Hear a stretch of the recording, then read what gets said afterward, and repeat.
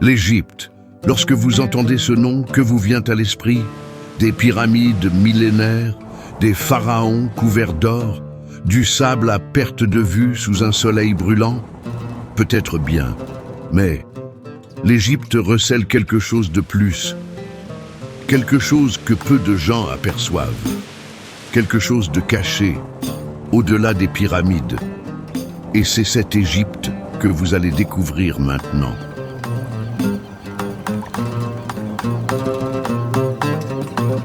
Quelque chose qui ne se trouve pas dans les livres, quelque chose qui n'a jamais été révélé en photo, ni immortalisé sur une carte postale. Une Égypte qui palpite sous la surface, qui scintille dans les eaux cristallines et respire parmi les dunes les plus silencieuses.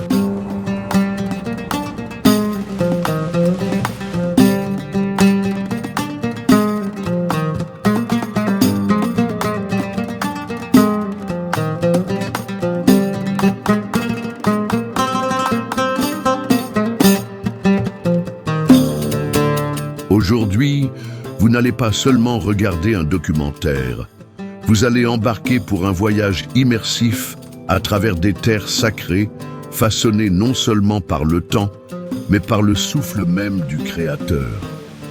Car ici, chaque pierre renferme un mystère, chaque vent un murmure d'éternité.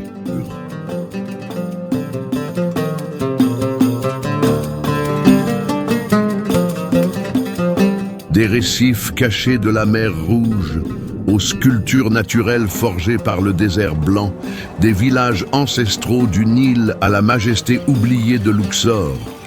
Vous verrez ce que presque personne n'a vu. Et vous découvrirez ce que beaucoup ignorent encore.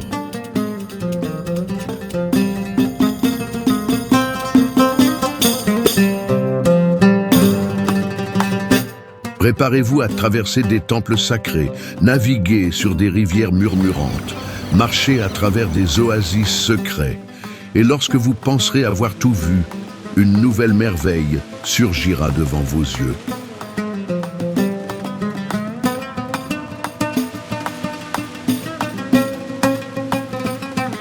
Voici l'Égypte qui dépasse les pyramides, un pays qui abrite des secrets cachés sous le ciel le plus ancien du monde.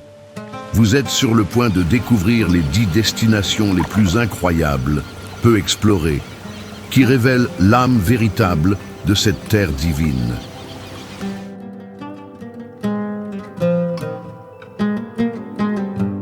Avant de poursuivre le voyage, assurez-vous d'être déjà abonné à la chaîne Notre Planète. Cela vous garantit de continuer à recevoir des documentaires épiques comme celui-ci, en 4K, et des histoires qui méritent d'être racontées.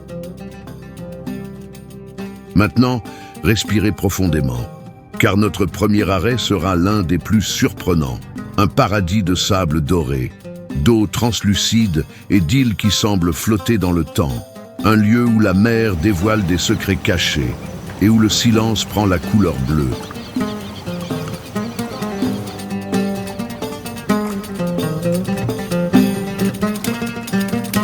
Mais qu'est-ce qui rend cet endroit si spécial? Qu'est-ce qui attire des voyageurs du monde entier sur ces rivages?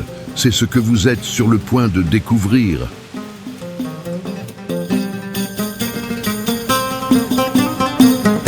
Hurghada, la porte de la mer Rouge.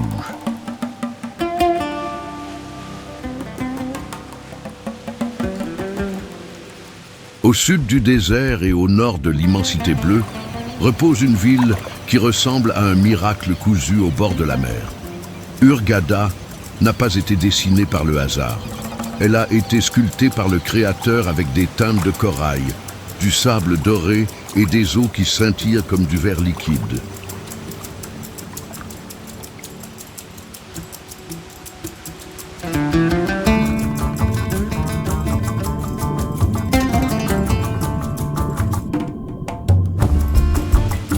Pendant des décennies, ce refuge est resté dans l'ombre. Aujourd'hui, il s'éveille comme l'une des destinations les plus convoitées de l'Égypte moderne. Mais il ne s'agit pas seulement de tourisme. Il s'agit de connexion avec la nature, avec l'essence même de la mer et avec une beauté qui dépasse le regard.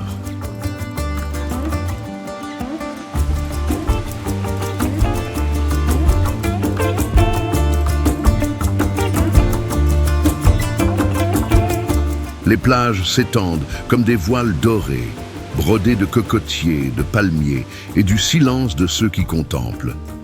Ici, le temps ralentit, le cœur ralentit. Et c'est comme si l'âme respirait profondément, pour la première fois depuis bien longtemps.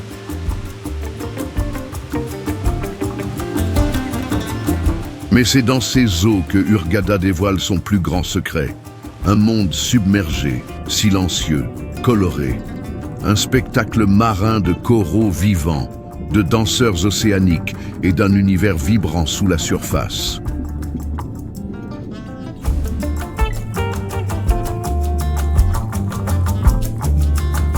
Les îles Gifton semblent flotter à l'horizon, de petits paradis inhabités aux plages blanches comme du talc et aux eaux translucides comme du cristal fondu. Il est impossible d'y poser le pied sans ressentir quelque chose, comme si ce lieu n'appartenait pas à ce monde.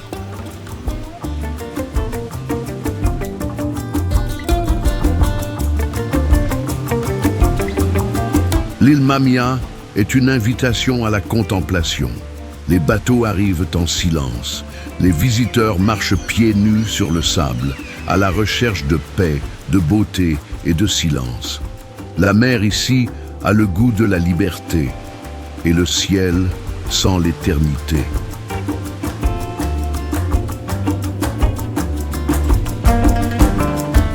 La marina de Hurghada est là où le raffinement rencontre l'esprit égyptien. Des yachts modernes mouillent aux côtés d'embarcations traditionnelles. Boutiques, cafés et vie nocturne résonnent de rires venus du monde entier. Mais il suffit de tourner un coin pour n'entendre que le souffle du vent. Peu le savent, mais la côte de Hurghada abrite l'un des plus grands ensembles de récifs coralliens de la planète. Des kilomètres de vie marine, avec plus de 200 espèces de coraux et des créatures rares, comme le poisson-lion et l'imposant requin-marteau.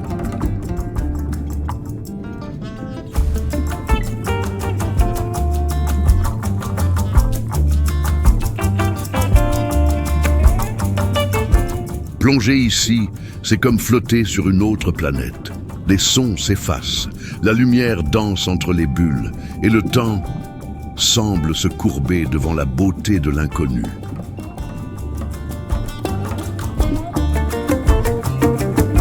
Et même pour ceux qui ne plongent pas, Hurghada offre le spectacle du soleil couchant sur les eaux calmes, avec des reflets dorés qui se dissipent lentement dans la mer. Une peinture vivante, signée par des mains célestes.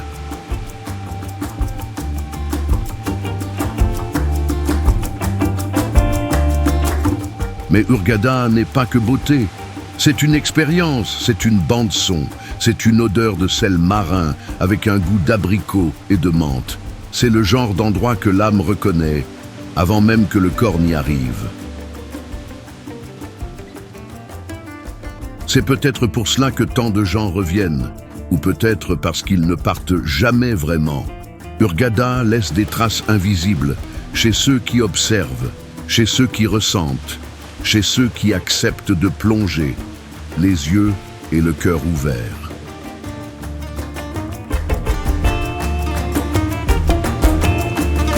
Et ce n'est qu'un début, car maintenant, nous allons découvrir une ville au bord de la mer Rouge où le luxe rencontre la nature et la foi danse avec la nuit sous le ciel du désert.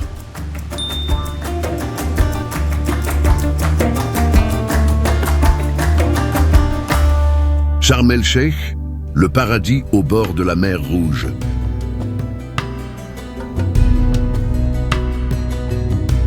Imaginez un lieu où le désert touche la mer et où le sable se courbe comme s'il demandait la permission à l'eau. Ce lieu existe et il porte un nom, Sharm el-Sheikh, le sanctuaire où le luxe repose sur des fondations millénaires.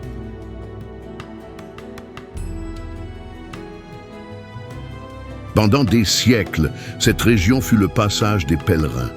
Aujourd'hui, elle est le refuge des voyageurs, mais l'énergie, elle reste la même, intense, silencieuse, mystérieusement vivante. La mer Rouge embrasse ses plages avec révérence. La baie de Nahama est le cœur qui bat avec légèreté. Les bateaux dansent sous le vent. Les palmiers applaudissent le crépuscule. Et le sable scintille comme de l'or pulvérisé.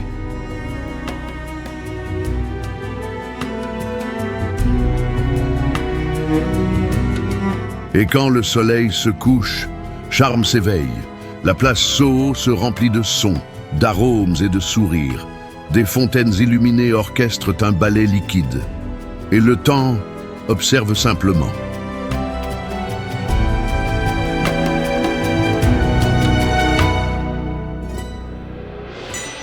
Mais au-delà des lumières et du raffinement, il existe un sanctuaire naturel resté intact, le parc national de Ras Mohammed.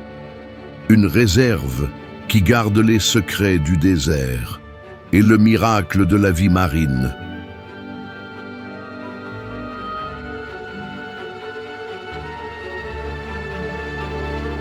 Ici, des formations rocheuses défient la gravité. Des sentiers de sel et de calcaire mènent à des belvédères où le vent raconte des histoires. Et dans les profondeurs, des récifs multicolores abritent des créatures dignes des rêves.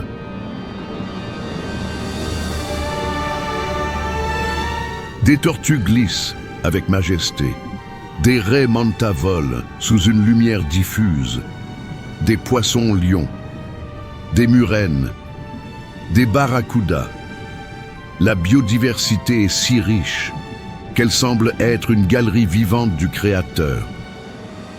Et chaque plongée, une rencontre avec l'inconnu.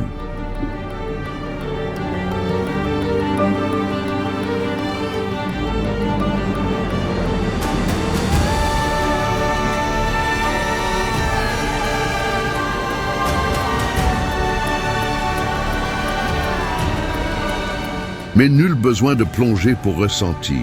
Il suffit de marcher le long des rives, écouter le vent entre les rochers, sentir le sel dans les cheveux et comprendre qu'il y a ici quelque chose de sacré. Les gens marchent lentement.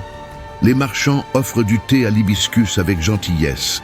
Des enfants courent entre ruines et palmiers.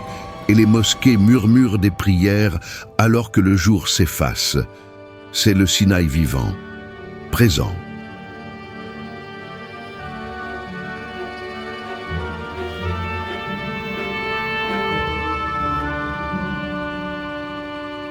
Le contraste est profond. D'un côté, l'éclat moderne, de l'autre, la poussière du temps. Sharm el-Sheikh est un lieu où passé et présent ne s'opposent pas. Ils se complètent en silence.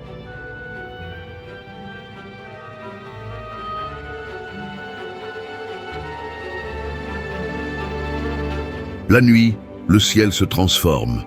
Des étoiles transpercent l'obscurité avec une clarté presque divine. Certaines d'entre elles, peut-être, ont un jour guidé des prophètes sur ces sentiers. Cette pensée donne des frissons. C'est pour cela que Sharm attire non seulement des touristes, mais aussi des chercheurs, des êtres en quête de beauté, des êtres en quête de sens, et qui parfois trouvent les deux dans une seule respiration.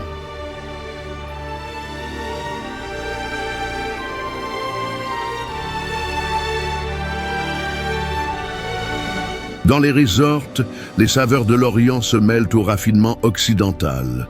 Des plats assaisonnés d'histoire, des douceurs baignées de tradition, des dîners en bord de mer sur fond musical et la certitude de vivre un chapitre inoubliable.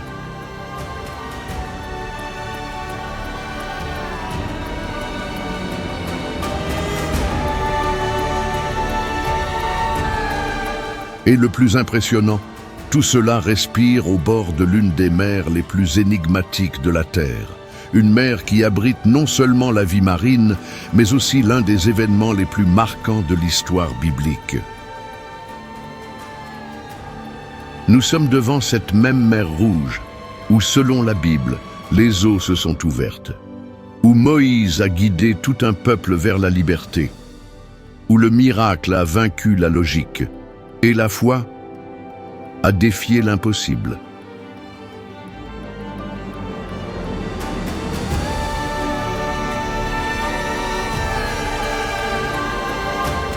Avez-vous déjà pensé à l'énergie qui vibre encore dans ces eaux, à cette force invisible qui pousse marées et âmes? Peut-être que ce n'est pas seulement le sel qui brûle la peau, mais la mémoire du sacré qui habite cette mer.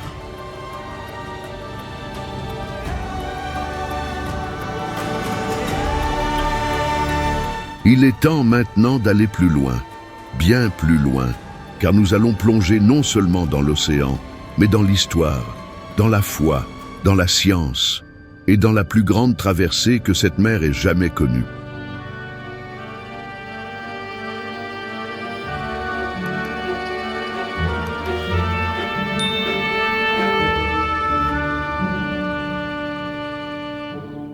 Les profondeurs de la mer Rouge, vie marine et traversée biblique.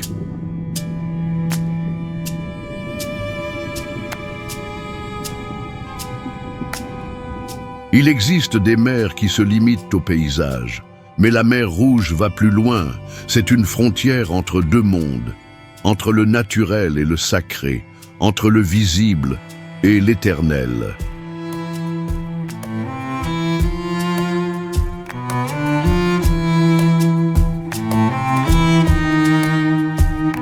Sous ces eaux calmes se cache l'un des écosystèmes les plus spectaculaires de la planète. Plus de 1000 espèces d'invertébrés, 200 variétés de coraux, 30 types de requins et un secret enfoui dans les profondeurs.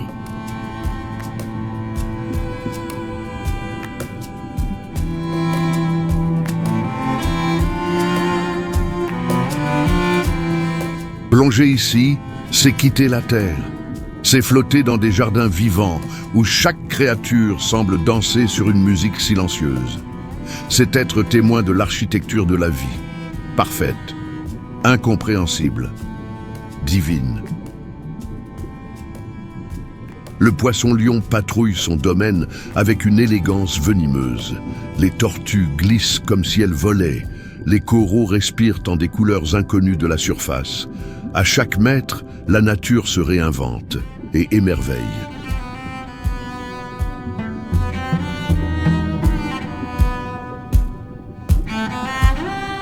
Mais la mer Rouge n'est pas qu'une affaire de biologie. Elle est aussi mémoire, car c'est ici, selon la tradition biblique, que les eaux se sont ouvertes devant un peuple en fuite. Et Dieu a inscrit un miracle à la surface de l'impossible.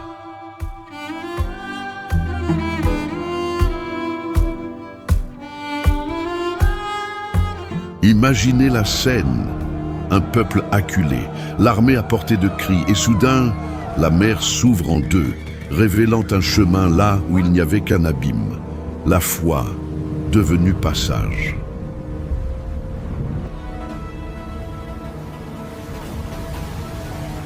Cette traversée est plus qu'un déplacement physique, c'est un symbole de libération, de courage et de confiance absolue en ce que les yeux ne voyaient pas, car parfois, il faut avancer, sans comprendre. Des scientifiques tentent d'expliquer l'événement, des géologues cherchent des failles, des archéologues creusent des espoirs.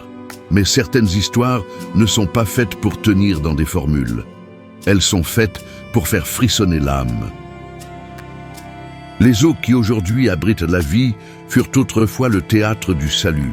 Et quand on y flotte, il est impossible de ne pas se demander, existe-t-il encore une foi capable de déplacer les océans? C'est pour cela que la mer Rouge touche autant d'âmes. Elle parle à tous les sens, à la vue, aux sons étouffés des profondeurs, et à ce sentiment inexprimable qui parcourt l'échine quand on contemple le mystère.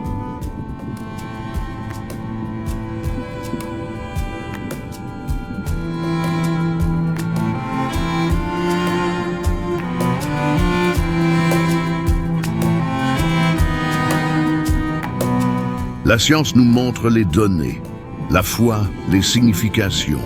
Et le plongeur qui visite ces eaux emporte bien plus que des images. Il emporte des questions et des échos.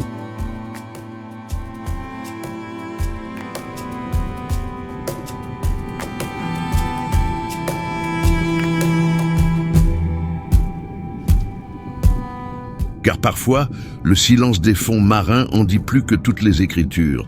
C'est comme si le Créateur lui-même chuchotait encore ici, dans chaque bulle, dans chaque vague, dans chaque absence de son.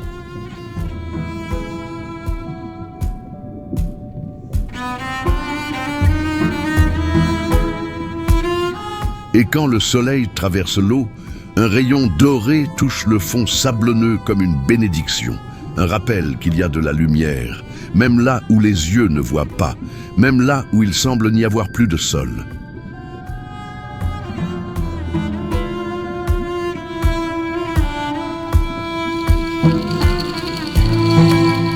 La mer Rouge est à la fois abîme et abri, témoin d'une traversée physique mais aussi symbolique, un appel à sortir de l'esclavage du doute et à marcher vers la confiance en l'invisible.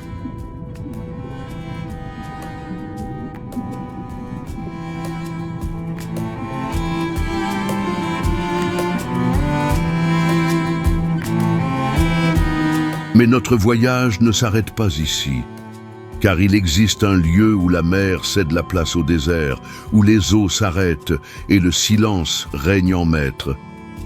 Et même sans vie apparente, il y a là une beauté brute.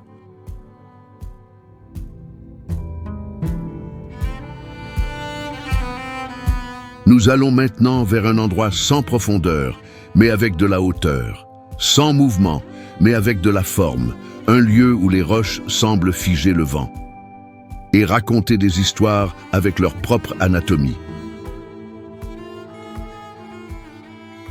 Laissez le bleu derrière vous, respirez profondément. Le prochain paysage n'est pas liquide, il est solide, blanc, surréel, et il a été sculpté par le temps et la main invisible de la création. Nous nous apprêtons à marcher parmi des sculptures naturelles qui n'ont pas été façonnées par des artistes, mais taillées par le vent, le sable et la patience géologique. C'est l'Égypte révélant son côté le plus silencieux et le plus impressionnant. Dans le prochain chapitre, vous découvrirez le désert blanc, un lieu si inhospitalier, si surréel, qu'il semble ne pas appartenir à ce monde, mais qui révèle que même dans le vide, il y a un dessein.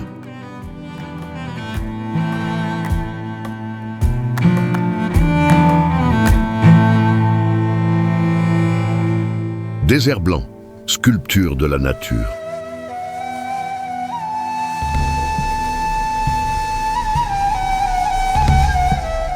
Silence. Pas un silence ordinaire, mais celui qui pèse dans l'air, qui envahit les oreilles et apaise les pensées. C'est ainsi que le désert blanc nous accueille, un lieu où le paysage ne murmure pas. Il hante.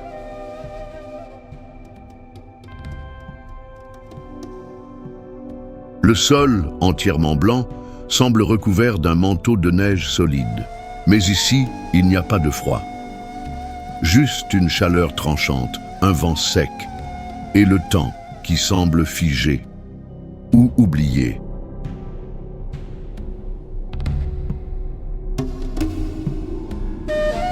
Les formations rocheuses ne ressemblent à rien de ce que vous avez déjà vu.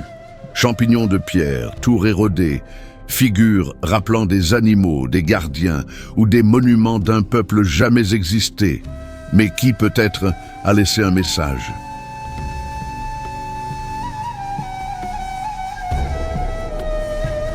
Ces sculptures n'ont pas été façonnées par des mains humaines. Elles ont été sculptées par des millénaires de vent et de sable. Chaque courbe, chaque fissure est la signature du Créateur sur un tableau que nul autre n'aurait pu peindre.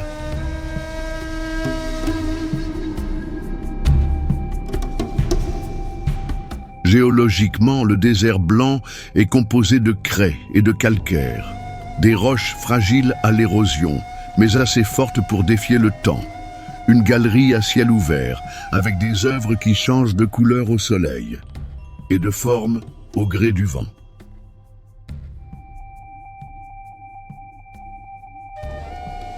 C'est comme marcher sur une planète inconnue. À chaque pas, une sculpture, à chaque dune, une surprise. La lumière du crépuscule transforme le blanc en or et ensuite en un bleu glacé qui recouvre tout comme un voile.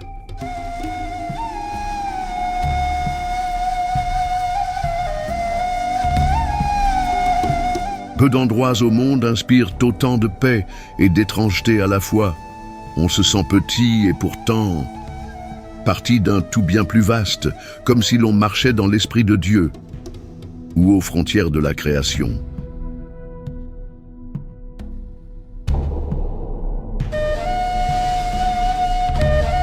Ceux qui s'aventurent ici campent souvent sous les étoiles, et le ciel du désert blanc ne déçoit pas. C'est un manteau noir incrusté de diamants silencieux. La Voie lactée fend l'horizon comme une cicatrice lumineuse.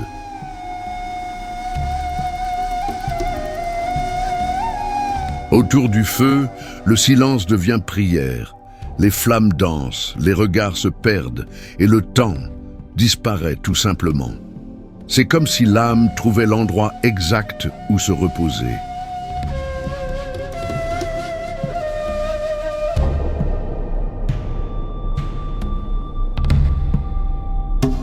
Ici, pas d'internet, pas de réseau, pas d'urgence.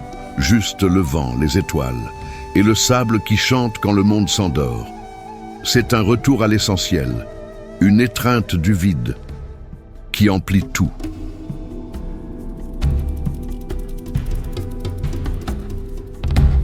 Et même dans l'immensité, la vie persiste. Des gazelles du désert, des renards et de petits rongeurs adaptés à l'hostilité. Chacun, un miracle en mouvement. Une preuve que, là où il y a silence, il y a survie.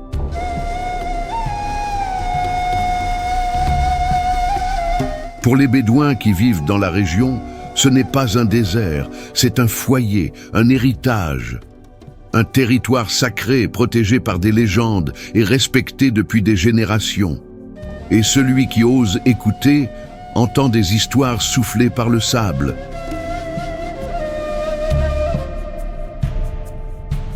Certains disent que le désert blanc guérit, non par les remèdes, mais par le temps, par l'espace, par le silence. Car ici, même le vide a un but, et l'invisible, une forme.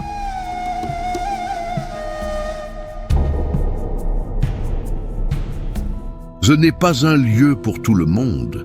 C'est une destination pour ceux qui veulent entendre ce que la hâte empêche, pour ceux qui cherchent non des réponses, mais une présence, un lieu où même le doute se repose, et l'âme observe.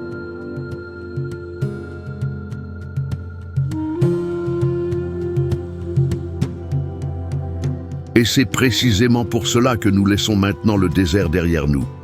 Et nous continuons vers un endroit où le sable rencontre l'eau, où les traditions dansent avec les couleurs, et où les rives d'un fleuve cachent des secrets millénaires.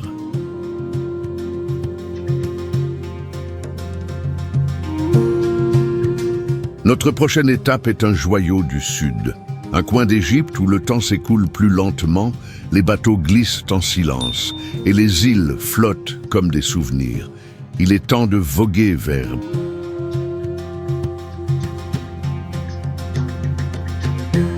Assouan, le joyau du Sud.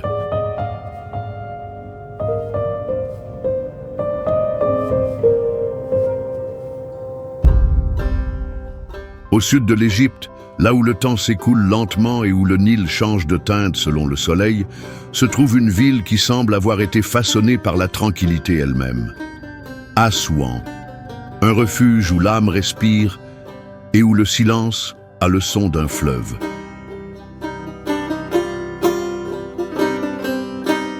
Ici, il n'y a pas d'urgence, juste des voiles qui glissent sur l'eau, des îles qui flottent en paix et des enfants qui courent entre les palmiers avec des yeux remplis de curiosité et la peau dorée par le vent du désert.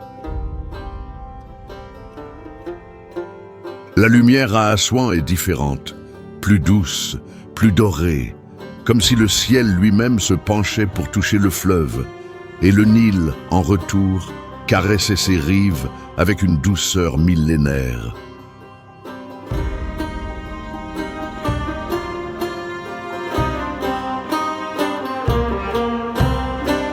Sur ces eaux voguent les felouks traditionnels, ces embarcations qui glissent comme sur un miroir liquide. Au loin, on entend des chants, de près des sourires. C'est une Égypte qui ne s'exhibe pas, elle se révèle.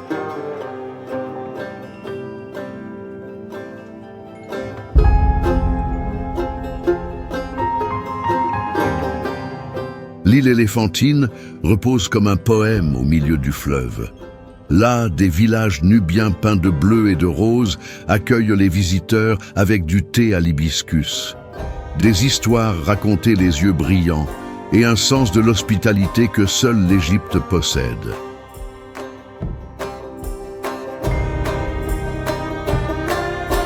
Juste à côté se trouve le jardin botanique d'Assouan, un paradis de verdure, contrastant avec l'or du désert, des palmiers géants, des sentiers ombragés, des oiseaux qui chantent, comme s'ils narraient l'histoire de la végétation, un souffle frais au cœur de la chaleur.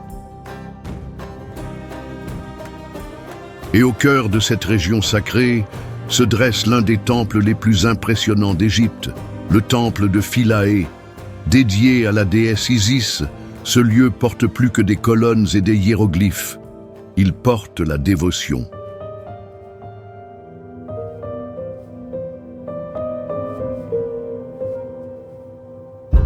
Construit sur une île, le temple semble flotter sur les eaux, entouré de légendes, soutenu par la foi et préservé avec respect depuis des millénaires. Un sanctuaire où le temps s'agenouille en révérence.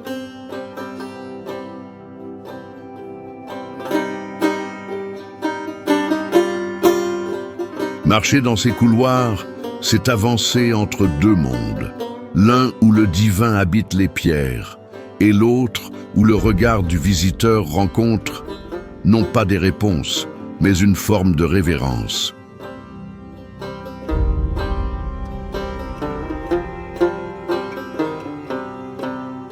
Assouan n'a pas besoin de monuments imposants pour impressionner. Son plus grand monument, c'est la sérénité. C'est le rythme d'une ville qui semble prier en silence, tout en accueillant l'étranger avec douceur et en enseignant que l'essentiel ne crie pas. Au crépuscule, les couleurs changent. L'or devient cuivre, le ciel devient toile et le fleuve se transforme en miroir de l'éternité. Un spectacle quotidien que personne n'oublie jamais.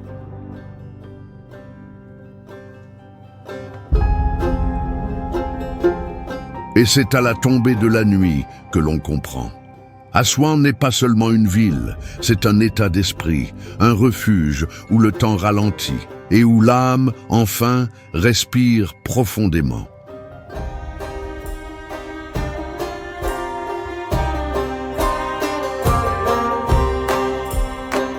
Alors, en poursuivant le voyage, ne soyez pas surpris de ressentir la nostalgie de ce que vous vivez encore, car Assouan a ce pouvoir, celui de vous toucher doucement et de vous marquer pour toujours.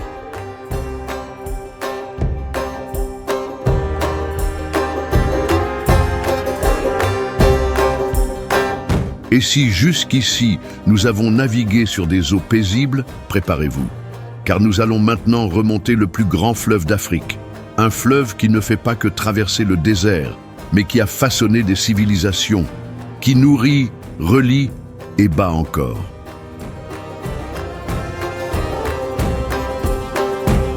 Nous allons suivre son cours, sentir sa force et découvrir pourquoi le Nil n'est pas seulement un fleuve, mais le fil invisible qui tisse l'histoire de l'Égypte.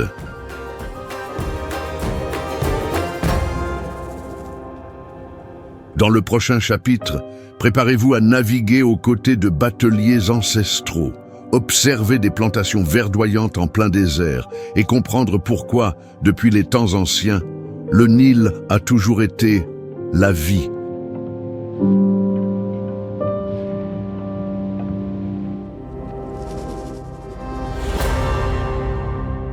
Le Nil, la veine pulsante de l'Égypte.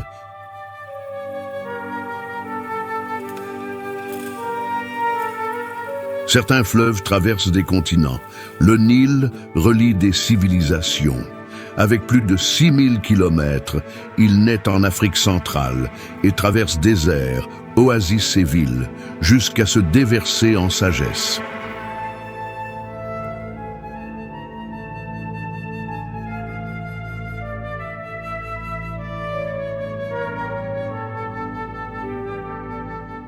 Ici, en Égypte, le Nil n'est pas qu'un fleuve.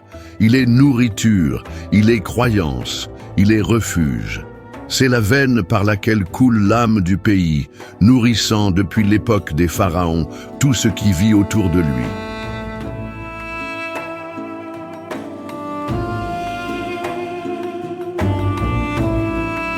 Sur ses rives poussent des cultures, des palmiers, des villages colorés et des rires d'enfants pieds nus. Des femmes lavent leur linge, des hommes pêchent avec des filets ancestraux et la vie suit un rythme que seul le fleuve comprend.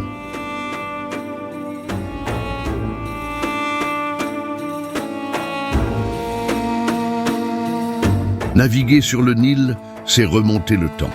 Les felouks, avec leurs voiles blanches, tracent leur chemin sur les eaux calmes comme des fantômes silencieux. Chaque courbe du fleuve révèle une nouvelle scène, une nouvelle histoire, une nouvelle mémoire.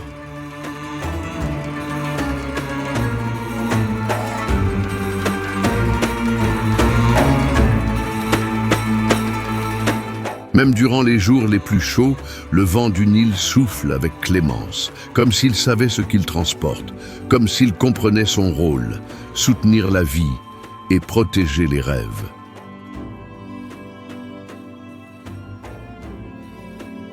C'est sur ces rives que sont nés des temples, des empires et des révolutions. Le Nil a vu la gloire et la chute. Il a vu des dieux sculptés et des rois couronnés. Et aujourd'hui encore, il poursuit sa route avec dignité.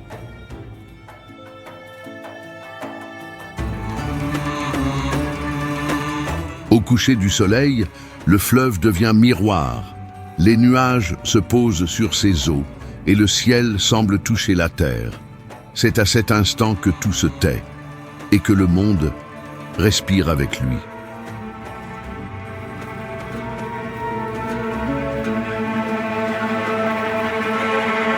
Qui observe le Nil assez longtemps commence à comprendre des secrets qui ne se disent pas. Ils se ressentent dans les reflets, dans le rythme, dans le silence qui en dit plus que les mots.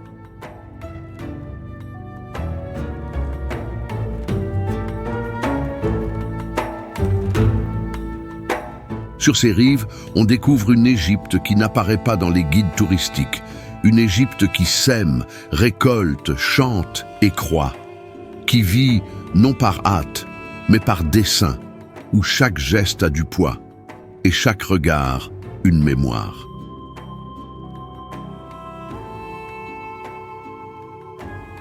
Les villages en bord de fleuve sont faits d'argile, de couleur et de foi. Les fenêtres ont des rideaux qui dansent avec le vent. Et les anciens, aux yeux emplis de sagesse, racontent des histoires qui courent parallèlement au fleuve.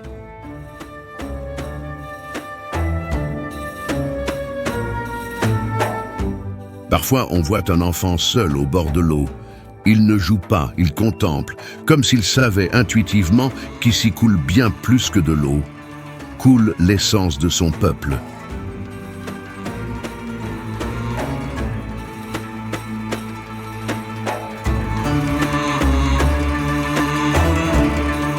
Et puis, au loin, surgissent des colonnes. Des colosses de pierre se dressent comme des sentinelles.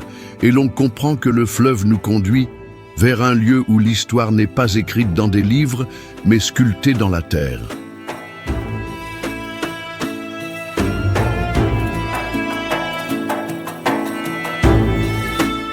Nous approchons de Luxor, le berceau d'une civilisation qui parlait aux dieux, qui alignait ses temples avec les étoiles et qui, même après des millénaires, nous observe encore à travers les yeux des sphinx.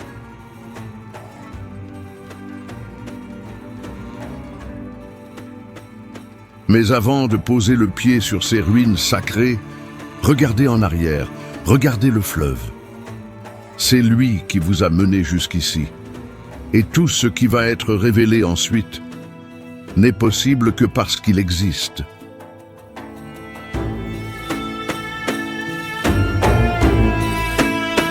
Dans le prochain chapitre, marchez sur des avenues gardées par des sphinx, explorez des temples où les dieux résonnent encore, et découvrez pourquoi Luxor n'est pas seulement une destination, c'est un sanctuaire de pierre, dressé pour l'éternité.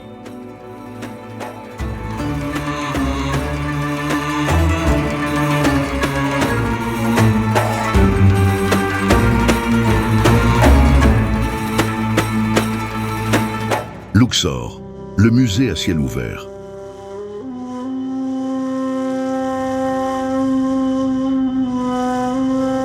Peu de villes au monde portent autant de passé, et aussi vivant. Luxor n'est pas un simple point sur la carte. C'est une capsule temporelle, un hôtel à ciel ouvert, où l'histoire murmure entre pierres et colosses.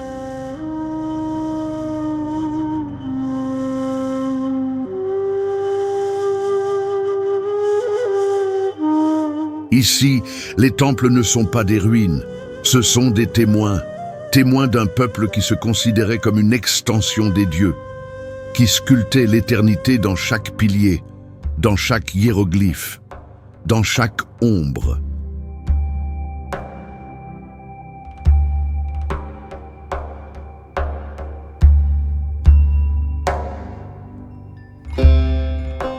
Le temple de Luxor se dresse comme un poème gravé dans la pierre. Des colonnes qui touchent le ciel, des statues qui semblent observer, le tout avec une symétrie qui frôle le sacré, le tout en hommage à l'invisible.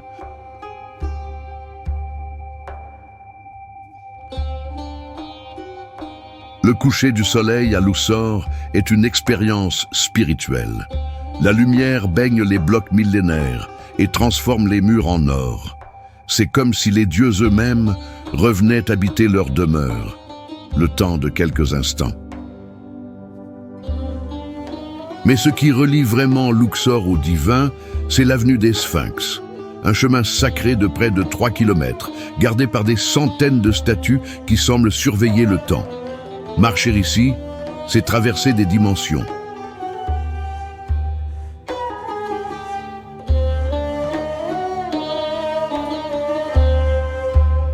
Au bout de cette avenue se trouve le temple de Karnak, le plus grand complexe religieux de l'Antiquité.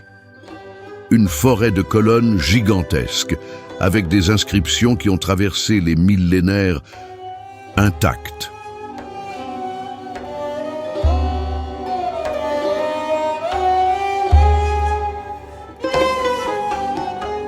Là-bas, chaque salle raconte une histoire.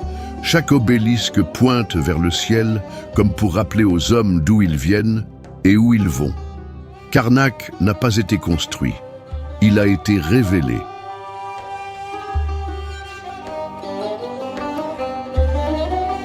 Luxor est un pont entre le physique et le spirituel, entre la poussière et le sacré. Il est impossible de marcher sur ces chemins sans ressentir qu'il y a quelque chose de plus. Quelque chose qui transcende le regard.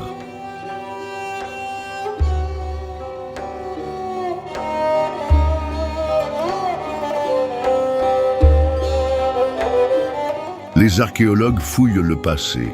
Les touristes prennent des photos, mais seuls ceux qui marchent en silence comprennent.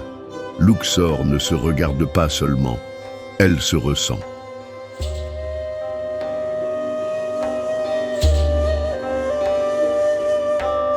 Et c'est peut-être cela qui la rend si spéciale.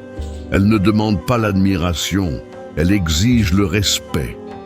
Car ici, chaque grain de sable porte une histoire, chaque ombre une trace d'éternité.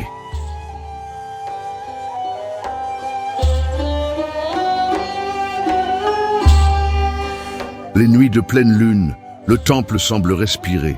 Les colonnes projettent de longues silhouettes et le silence devient si profond qu'il semble transporter des prières ancestrales encore suspendues dans l'air.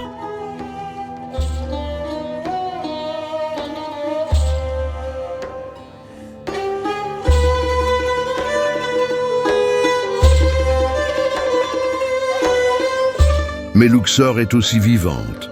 En dehors des temples, la ville vibre. Marchés, couleurs, épices, bateaux sur le Nil et sourires au parfum de jasmin. Une Égypte qui mêle l'éternel à l'instant présent. Et en marchant dans ces ruelles, on comprend que cette ville n'est pas faite que de pierre.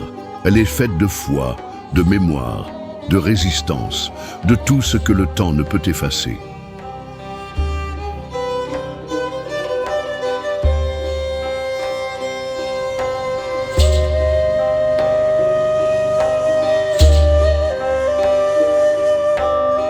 Si les pyramides symbolisent le pouvoir, Luxor incarne la présence de ceux qui sont venus avant, de ceux qui vivent encore, et peut-être de quelque chose de plus grand, invisible mais éternel.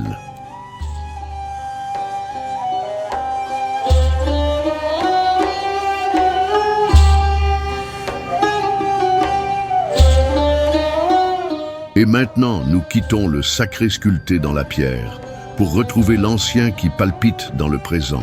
Nous allons à la rencontre d'une ville vibrante, où les traditions dansent avec le chaos et le passé marche sur les trottoirs.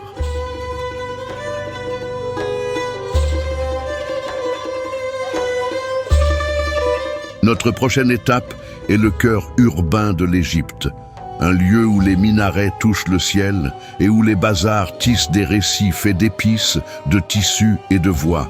Préparez-vous à découvrir l'Égypte moderne. Préparez-vous pour le Caire.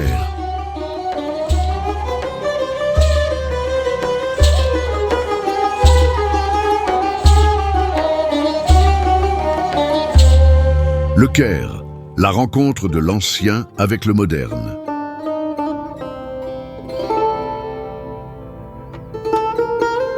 Le Caire, le chaos le plus fascinant du Moyen-Orient, une ville qui respire des millions de voix, des klaxons, des prières et des histoires entremêlées, une métropole où le passé n'est pas parti. Il vit dans les ruelles et dans les cieux. Avec plus de 20 millions d'habitants, le Caire palpite comme un cœur qui ne dort jamais. Mais ne vous y trompez pas, derrière le trafic et les klaxons, il y a une symphonie ancestrale, une danse entre l'éternel et l'instant.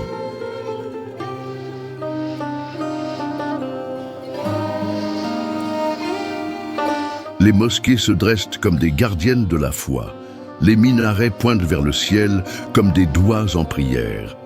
La mosquée Mohamed Ali domine l'horizon de la ville, avec ses coupoles argentées et sa majesté imposante.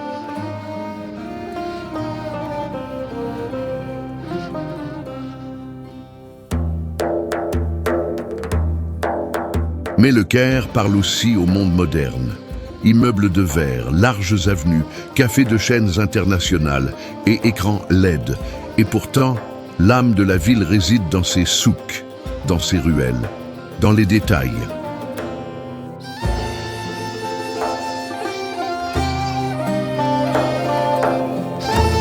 Au cœur du Caire se trouve le musée égyptien, un temple séculaire du savoir.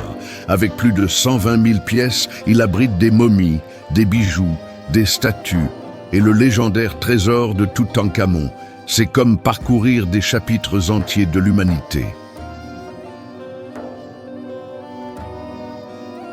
Entre ces couloirs silencieux, on voit des visages sculptés dans la pierre qui ont traversé les millénaires intacts.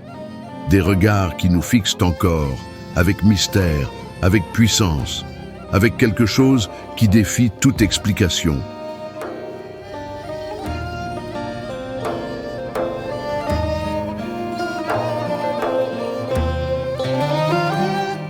Mais pour ressentir le vrai Caire, il faut se perdre. Et le meilleur endroit pour cela, c'est le Souk Khan El Khalili. Un labyrinthe de couleurs, de voix, d'encens, de tissus et d'enchantements.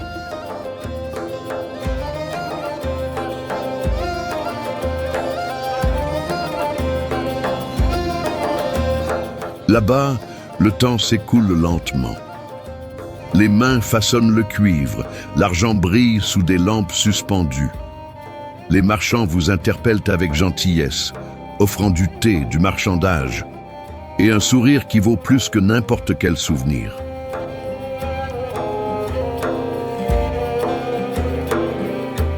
Dans chaque ruelle, une histoire. À chaque coin de rue, un écho de l'ancienne ville islamique.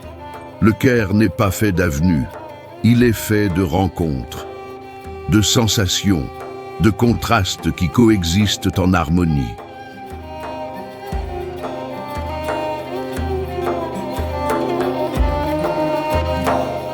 Au-dessus du vieux centre se dresse la citadelle de Saladin, une forteresse médiévale offrant une vue qui embrasse toute la ville.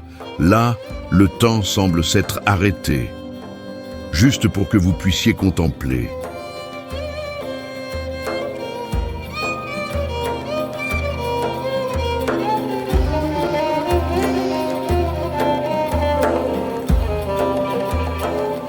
Le Caire, c'est du son, de la poussière, de l'or. C'est le silence à midi dans la mosquée et la musique dans la rue au crépuscule. C'est une tasse de thé fumant, au cœur d'un monde en mouvement. Une invitation à se perdre, pour mieux se retrouver.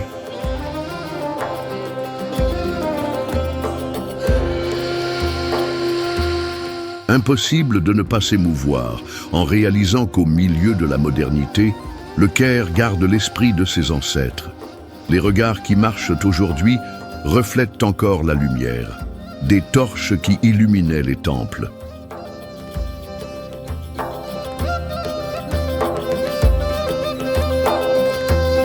Et quand vous pensez avoir tout vu, le Caire garde son plus grand secret pour la fin, quelque chose qui n'est pas caché. C'est à la vue de tous, mais si colossal qu'il semble irréel.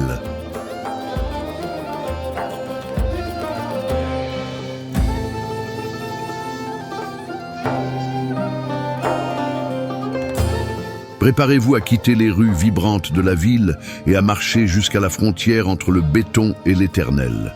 Car le prochain chapitre nous emmène sur le plateau de Gizeh, là où l'impossible a été sculpté dans la pierre.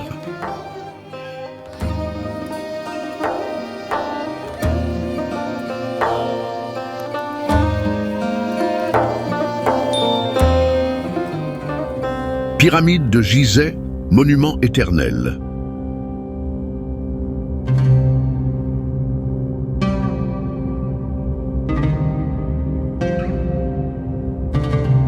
Elles apparaissent à l'horizon comme si elles faisaient partie du ciel.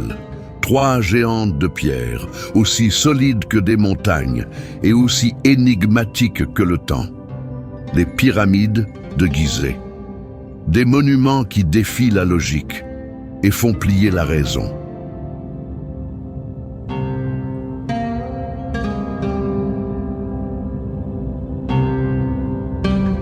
Celle de Khéops, la plus grande, s'élève à plus de 140 mètres de haut.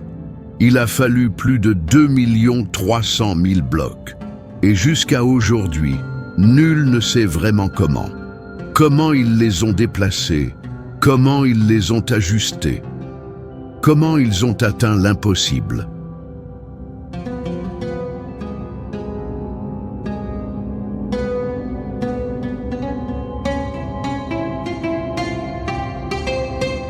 À ses côtés, Képhren et Mykérinos complètent le trio sacré, chacune avec sa personnalité, son énergie, sa fonction inconnue. Sont-ce des tombes, des observatoires, des portails ?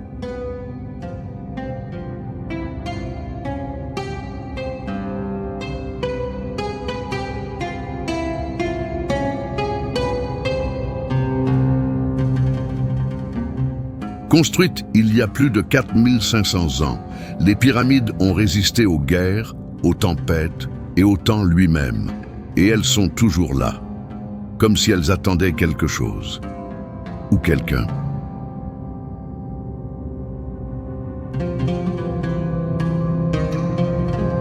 Marcher autour d'elles, ce n'est pas du tourisme, c'est une méditation. C'est se demander ce que les yeux ne voient pas. C'est tenter de comprendre le langage des pierres, le silence des siècles et le poids de l'éternité.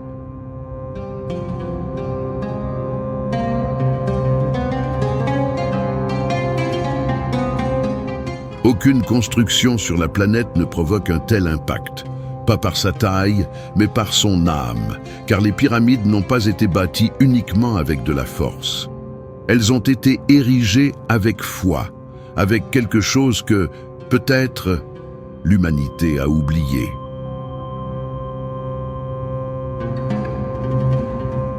La précision mathématique de leurs alignements, l'ajustement millimétrique des pierres et l'orientation astronomique parfaite font réfléchir les scientifiques et ouvrent le cœur des poètes.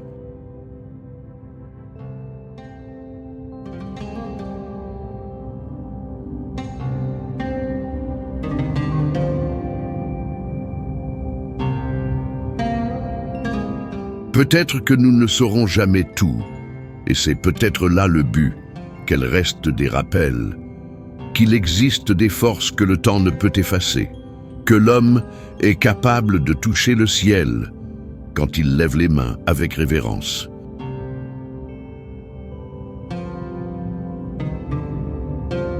Au coucher du soleil, les pyramides se transforment. Leurs ombres s'étendent comme des bras éternels, enlaçant le désert. Il est impossible de ne pas être ému. Il est impossible de ne pas être reconnaissant.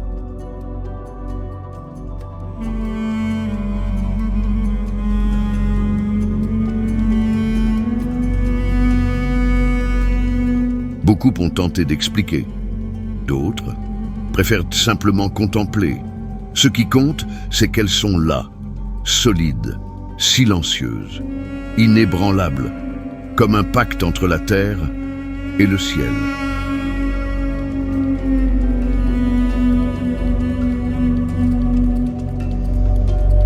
Et quand vous pensez avoir tout vu, vous vous rendez compte qu'à côté d'elle, il y a quelque chose d'encore plus énigmatique.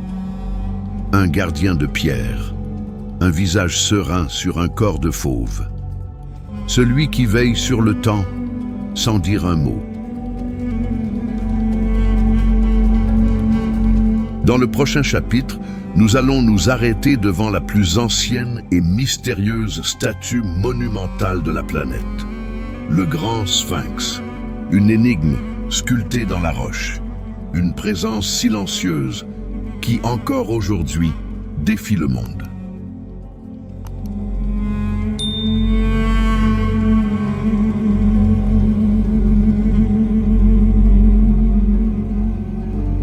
Le Sphinx, gardien silencieux du temps.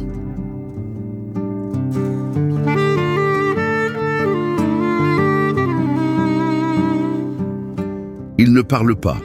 Il n'a jamais parlé, mais sa présence résonne depuis des millénaires, en silence. Le Sphinx de Gizeh, la plus ancienne énigme sculptée dans la pierre, encore sans réponse.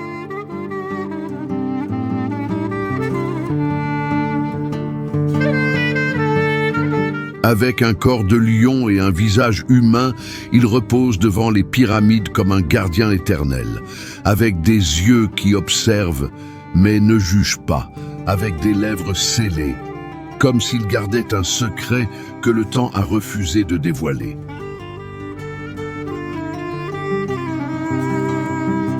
Sculpté directement dans le plateau rocheux de Gizeh, le sphinx mesure environ 20 mètres de haut et plus de 70 mètres de long. Il est si grand que de près, il semble vivant.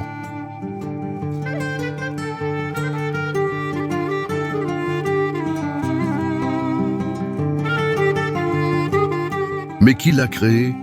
Pourquoi et que représente-t-il? Ce sont des questions auxquelles personne n'a su répondre avec certitude. Certains disent qu'il garde l'entrée de royaumes sacrés, d'autres qu'il contemple l'éternité.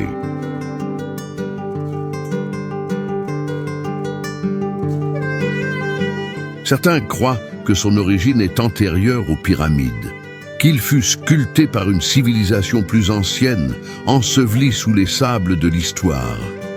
Un message laissé par ceux qui savaient que nous finirions par oublier.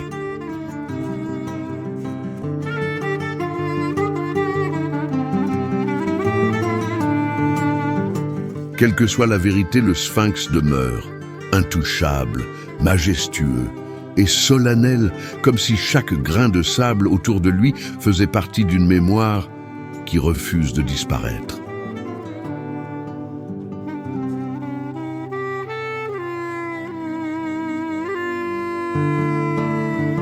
Au lever du soleil, la lumière effleure son visage avec révérence. Et durant cet instant bref, on dirait qu'il s'éveille, qu'il ouvre les yeux pour une seconde, puis retourne au sommeil.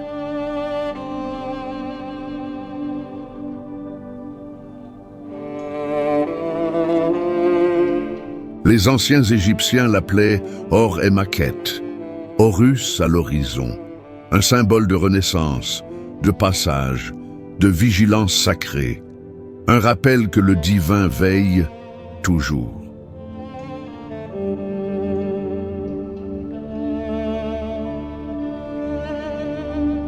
Et peut-être est-ce cela qui impressionne le plus.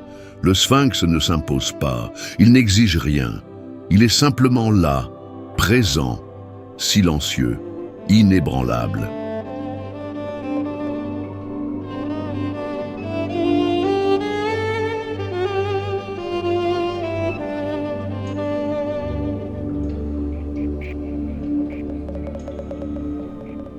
Des milliers de personnes passent devant lui chaque année, mais peu le voient vraiment, car il n'est pas fait que de pierre. Il est fait de temps, de mystère, et d'un silence qui résonne plus fort que tous les sons.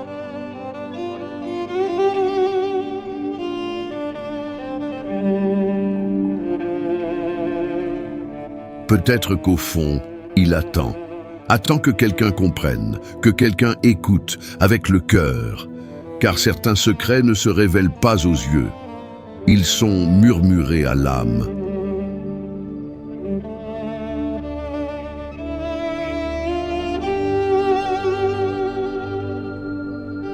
Et pendant qu'il veille, le désert avance lentement. Le temps passe, les civilisations changent, mais le sphinx reste, gardant non pas l'Égypte, mais l'essence même de l'éternité.